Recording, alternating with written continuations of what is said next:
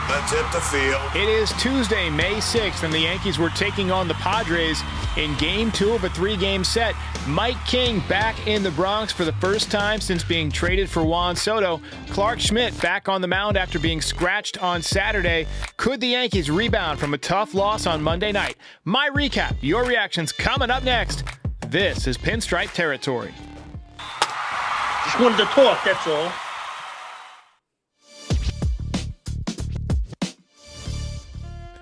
All right. How's it going, everybody? Welcome back. I have to admit, when the Padres took the lead in the top of the 7th, 3-2, I was not feeling confident about the Yankees' chances to win the game. The Padres' bullpen has been phenomenal, and the Yankees, quite frankly, have been rolling over and dying a lot recently. And out of nowhere, they put together a 10-run 7th inning. This may sound weird, but my sleep at night is largely dictated by how well the Yankees play. I know it's probably not healthy, but if they play poorly, I stay up thinking about it. If they play well, I tend to relax and get a good night's rest. And you know, when they scored 10 runs, it was like taking a NyQuil. I could feel my whole body just relax because the last several days have been so tense. But even after they had a 9-run lead, I still was dead set against them bringing in Devin Williams. Game number 36, Yankees had number 36 back on the mound. Clarke Schmidt, as I mentioned, was scratched on Saturday. He looked very healthy tonight. He threw the ball well. We'll talk about him later. But, man, the Yankees need that. The story tonight is that big 7th inning. Dominguez with the hustle double. Ben Rice and Cody Bellinger and Anthony Volpe all with big hits. And then Austin Wells capped it off with a huge grand slam. Judge also went deep in this game. And now that sets up a rubber match on Wednesday. A great matchup on the mound. Max Fried versus Dylan Cease. Tell me in the chat who you got. Aiden Moore says, this is why I watch every game. Me too, my friend. Me too. Never miss one. Let's get it going. And you feel bad for Wandy Peralta. Former Yankee gave up 6 earned runs in 2/3 of an inning. Maybe he's still pitching for the Yankees. Who knows? But it was a tale of 2 games tonight. I mean, early on, we had a pitcher's duel for the first 6 innings. It was 2-2. And then the Yankees just opened the floodgates. Jackson Merrill was back for the Padres. He doubled in the first inning, but Clarke Schmidt pitched out of a jam, stranded a couple of runners in scoring position. Yankees turned a couple of nice double plays around the horn early in this game. And Clarke Schmidt, he balked in a run in the 4th inning. They said he actually didn't come to a complete stop. And I think it's because he was pitching from the windup. And when he does the windup, he's got this little shimmy and shake, this rhythm that he gets. But when you're doing that with men on base, you still got to come to a stop. So the Padres jumped out to an early 2-0 lead, but the Yankees answered right back, courtesy of the captain.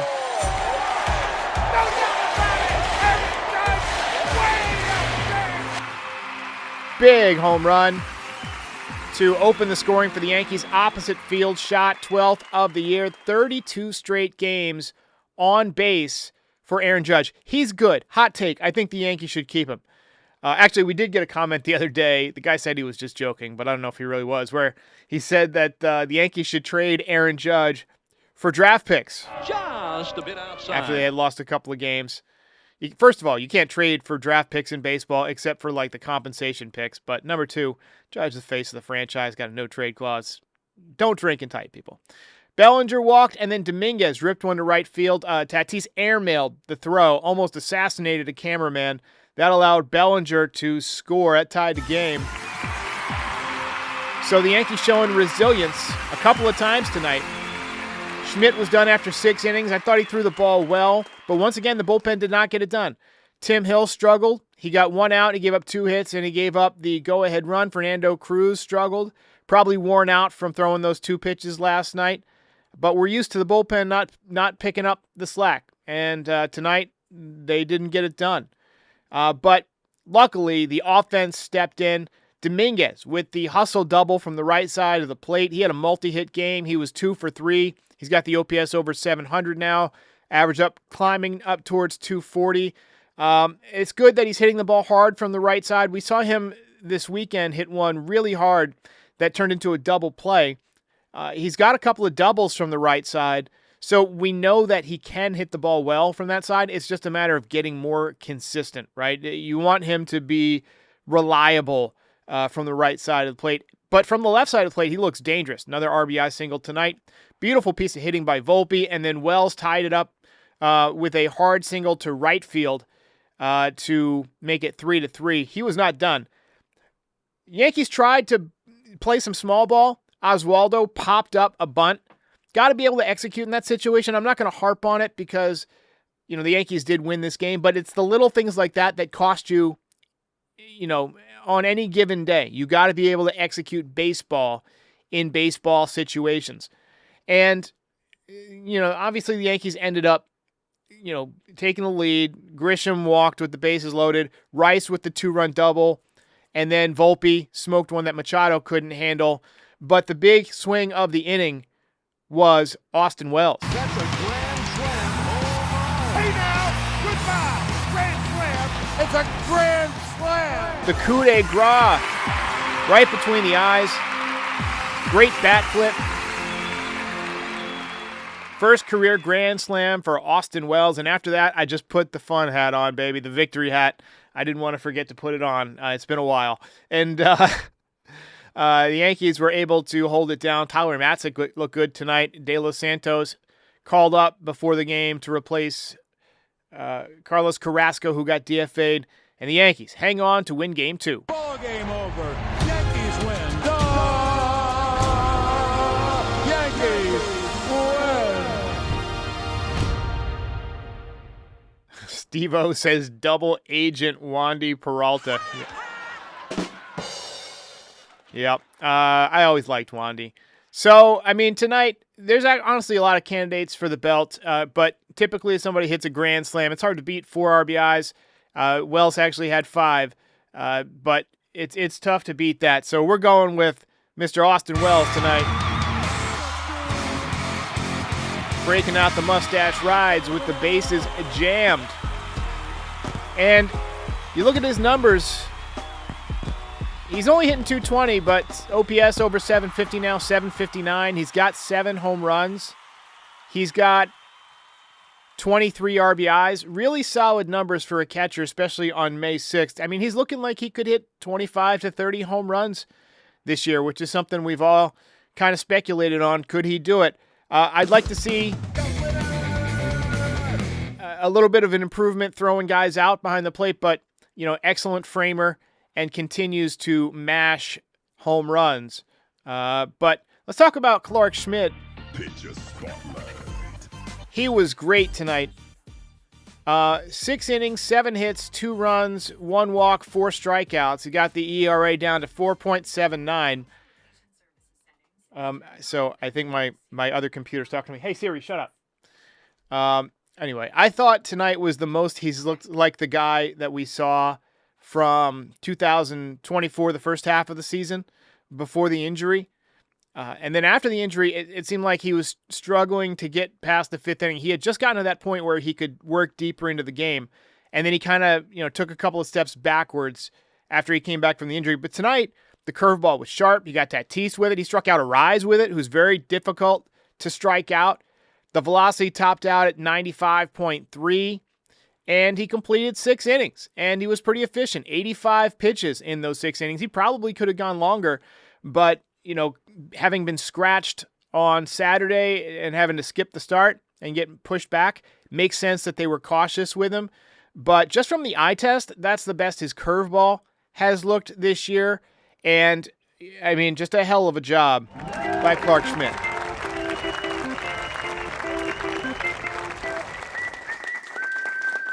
Radical Active Music says, needed that from Clarke. Absolutely. He played stopper tonight. It's so important for pitchers to step in and pick up wins when your team has been struggling.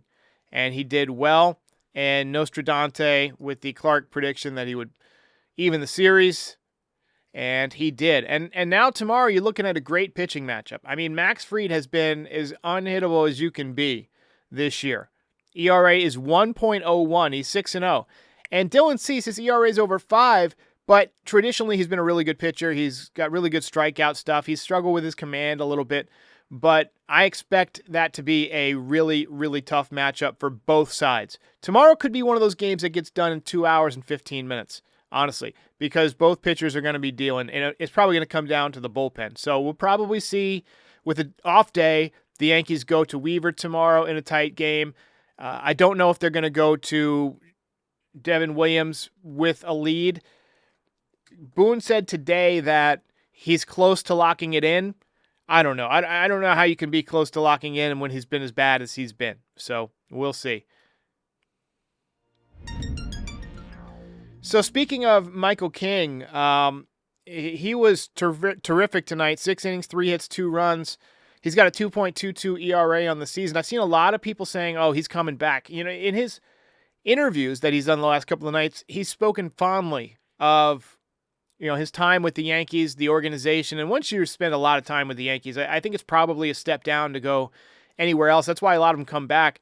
And, you know, the baseball world is going to be fixated on Kyle Tucker next winter. But Michael King is lining himself up to be maybe the second highest paid free agent out there now that Vladdy's been locked up. He might get $200 million. He's going to turn 30 years old later this month. He and I share a birthday, May 25th. He was born on my 12th birthday. But his evolution as a pitcher has been remarkable. You know, he used to be a long reliever. He became a bridge guy. Then he evolved into a setup man, a lights-out setup man. And then he became a starter, a dominating top-of-the-rotation starter. It's been very cool to watch, you have to admit. And you look at his StatCast ratings, he's sporting red all across the board. The sinker is such a great pitch for him. This is a guy who would come in, get a couple of innings, throw some ground balls, and keep the game close. But over time, he has figured out how to stretch out his stuff without losing velocity. He's mastered the sweeper. It is filthy. He has sharpened his changeup. And on top of the old reliable, the sinker, he's very quietly turned himself into one of the nastiest right-handed pitchers in the league. His final month with the Yankees was ridiculous. Then he got traded as part of the Soto deal. And the Yankees knew what they were giving up. That was the price for Juan Soto. But now, you know, with King dominating in San Diego in the final year of team control, a lot of teams are going to be looking at him as a big-time free agent. But given some of the contracts that the Yankees still have, DJ LeMahieu's still under contract, Giancarlo Stanton's still under contract for a couple years, it's going to be hard for them to add a ton of payroll. So I think it's going to come down to one or the other. I think they're going to get one of the top 2 guys, whether it's Michael King or Kyle Tucker. And we'll take a look at Kyle Tucker also. His numbers obviously phenomenal across the board on StatCast also. But Tucker, you know, he might get $400 million. You know, King probably looking at 6 years, 210, 220, maybe 35, 37 million a year, which is a lot. But Tucker might get 10 years, 400, 450, something like that. He's going to be 29 years old in January, right around the time he's signing his deal, assuming there's no lockout. And he's probably going to ask for 10 to 12 years. I mean, he's off to a great start with the Cubs. 9 home runs, 30 RBIs, 9 stolen bases, 284 average, 393 on base percentage, 168 OPS plus. So it's going to be an interesting conundrum what the Yankees do with these guys in free agency. Let me know in the comments if you have a preference. We're going to have a quick word from the guys at Foul Territory about Car Guru, and then I'll be back with 3 or 4 voicemails and your comments and reactions following an enormous win by the Yankees, 10 runs in the 7th inning. If you want to be bougie and have your own personal shopper, Hungryroot is actually the spot, and you can do it at an affordable price. Yeah, without a doubt. And especially with my busy schedule with kids on the run all the time, baseball, gymnastics, I need a source that's going to get me going and my kids as well. So I'll pop in an easy chicken parm or grilled chicken, put it in a nice container, get it to go, and the kids are excited, and they're full, and they're nutritional, and it's ready to rock for their games. There will be snacks that you have never heard of that you will immediately fall in love with. They will pick them out for you if you want. Obviously, you can go on there. You pick all of your preferences. Hungryroot gets the job done. Okay, FT fam, we love Hungryroot. Take advantage of this exclusive offer for a limited time. 40% off your first box plus a free item in every box for life at hungryroot.com/FT. That's code FT. Hungryroot.com/FT. Code FT for 40% off your first box and a free item of your choice for life. The code is simple. It's 2 letters, FT.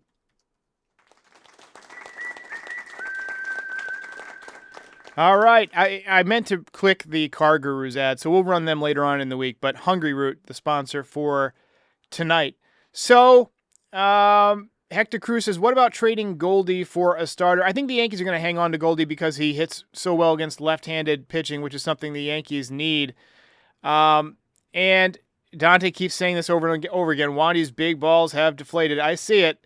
I'm not going to pick on Wandy. I like Wandy. He's a good guy. But we got a couple of calls here. This one on Oswaldo. Hey, Derek, how are you? This is Paper Talk from the Catskills. This is what I'm talking about, right? So first and second, nobody out. Cabrera is up and lay down a bunt, move the runners over, and he pops up. He pops up. Fundamentals. Come on, man. Yep. The classic case of dropping the bat head. Right? When you drop the bat head, you get under the baseball. They showed it on the super slow-mo. It's easy to see. So many guys these days can't bunt because they're such good players in like high school or whatever that they're not asked to bunt. They're not even trained to bunt. They're, smashing the ball in the minor leagues. They're hitting home runs. They're trying to make the major leagues. They're not bunting a lot. And so it's kind of a lost art. You've kind of got to be somebody who intentionally practices it if you want to be good at it. We got a call here about Trent. Hey, Derek, have you looked at Trent Grisham's Baseball Savant? He's also in the bloody red. Yeah, we're going to do that. We're going to take a look at Trent Grisham right now. He had a big RBI walk tonight. And again, he's a guy who is clicking offensively like he never has before. In his career, he's a .217 hitter, but that includes this year where in 96 at-bats, he's hitting .294. Last year, he had 209 plate appearances. He's almost got half of that already. He had 9 home runs all of last year. He's already got 9 this year. The on-base percentage is .375. Something's clicked, but look at the power. I mean, that play is at Yankee Stadium. He hit the ball in the air to right field, and there's been no bigger supporter of Trent Grisham than Mike Francesa, who is one of my personal favorites. I listen to him all the time, and he's been saying for years, just give him a chance to play, and he's going to hit. And you know what? Mike was right. He's hitting. We'll see how he does tomorrow. Hey, Derek, it's Spike from New Jersey. I think it's opposite day because earlier today I called in saying that the Yankees, they haven't been clutch, but then they have this awesome seventh inning rally where a bunch of the young guys get hits and score a lot of runs. Opposite day, I called earlier in the month about Carlos Rodon, how he's not an ace, and then he's been on a 4-game streak where he's pitching like an ace. I'm just going to keep calling out the BS as it pops up, and hopefully I keep getting proven wrong. We'll take it. However it has to happen is how it has to happen. This one's about Ben Rice. Yo, what's going on, Derek? This could be a little bit of a hot take, but if Ben Rice keeps hitting like this, I don't see how they can even platoon him with Giancarlo Stanton, who we all know historically takes a long time to get going, whether it's off the injured list like usual or whenever regular season starts. He's usually a slow starter compared to his playoff Stanton. But Ben Rice looks so good, man. I don't know how you could keep this guy out of the lineup. He's just been awesome. Righty, lefty, doesn't matter. Dude just puts the ball in play and hard. All right. So Ben Rice, 2 more doubles tonight. The batting run value is still hanging in there in the 94th percentile in Major League Baseball. And the xWOBA's in the 90th percentile. The barrel percentage is elite. The hard hit percentage is elite. The bat speed is elite. Chase percentage is elite. Walk percentage is elite. He's been phenomenal. Look at his spray chart. He's got power to all fields. He's just a really quality hitter. And, you're starting to see him get more time at first base, giving Goldie more days off. Let's not forget, Goldie's 37. Maybe that's a way we keep him healthier and keep him clicking and locked in throughout the years. Give him a day off a week and let Rice play first base. I think there's at-bats out there for Rice, but what sucks for Rice is that they're going to give Stanton a ton of his at-bats at DH. So Rice is going to have to figure out ways to get at-bats at catcher, at first base, pinch hitting off the bench, occasional DH days. Maybe they'll have him take some reps at third or in the outfield. I don't know. I doubt it. Maybe at some point in the future, but I think they see him as a first baseman long term. So I can't see him going in that direction. But anyway, I'm really looking forward to tomorrow's game. That should be one of the better matchups. Let's take a look at Max Fried on StatCast because he's been absurd so far. And you see the record there, the traditional stats, 6-0, 1.01 ERA in 7 starts, 44 2/3 innings, 39 strikeouts, 0.94 whip, so less than a walk and a hit per innings pitched. And the pitching run value, 91st percentile. The fastball is as good as it gets, 99th percentile. Average exit velocity is elite. Walk percentage is elite. Keeps the ball off the barrel of the bat. Ground ball percentage is elite. There's a lot to like. Let's take a look at Dylan Cease because he's going to be going up against us tomorrow. I actually haven't looked at his numbers yet. So, the traditional number is not great, 5.61 ERA in 7 starts. And, just looking at the metrics, not as good as Max Fried. So, we'll see how the Yankees lineup handles him. He does have good, heat on the fastball, averages 96.5 miles an hour. He does get a lot of strikeouts, 69th percentile, very nice. Whiff percentage, 74th percentile, but he allows fly balls. The ground ball percentage in the 17th percentile. So if I had to guess, tomorrow's game might be decided on a home run off of Cease early in the game, or it's going to be a bullpen game if the Yankees are unable to get to Cease, because I don't think they're going to hit Fried. They don't hit lefties, and Fried's as good as it gets. Era Gaming says, my lady and I were there tonight for the Austin Wells Grand Slam, and it was electric. Hope he heats up. First place Yankees. Appreciate it. Janice Hopp says, how many wins do you think Max ends up with? It's too early to say. If he maintains his pace right now, 20 is well within reach. He wins every time out. And every time you rack up a W, it just gets you that much closer, right? So you want to be at like 9 or 10 by the All-Star break, maybe 11, and then, hope in the second half that, you don't wear out, that you get continued good run support, that you run into some slumping teams. You want to win about 2.5 to 3 games per month to try and get to 20. That's what Mike Messina used to say, and he won 20 in his final season, which is still amazing to me. He left money on the table. He could have got more. All right, ladies and gentlemen, Yankees back in first place one more time. Ball game over. Yankees win. Yankees win. 20-16 on the season. Magic number down to 124. I will catch you after the game tomorrow. No pregame. We're going to do a show Thursday evening. And then Friday night, the Yankees are in Sacramento, so it'll be late. It'll be 12:45. We'll have Terrence on. And usually the West Coast games, I'll be honest with you, I'm pretty zonked. So I'm going to let Terrence drive the bus a little bit on Friday night. But we'll catch you then. Hey, while I've got you here, be sure to like the video and subscribe to the channel. Pinstripe Territory is the official Yankees podcast of the Foul Territory Network. We are home to the #1 most watched MLB postgame show on YouTube since 2021. We're here after every Yankees game and for reactions to all the best news and rumors during the offseason. Be a part of the show by calling into the voicemail 718-899-1068. Try to keep it clean for me. And if you ever miss us on YouTube, be sure and subscribe on all your favorite podcast platforms. Go ahead and rate us 5 stars. It'll help other people find the show. Thanks for watching. See ya.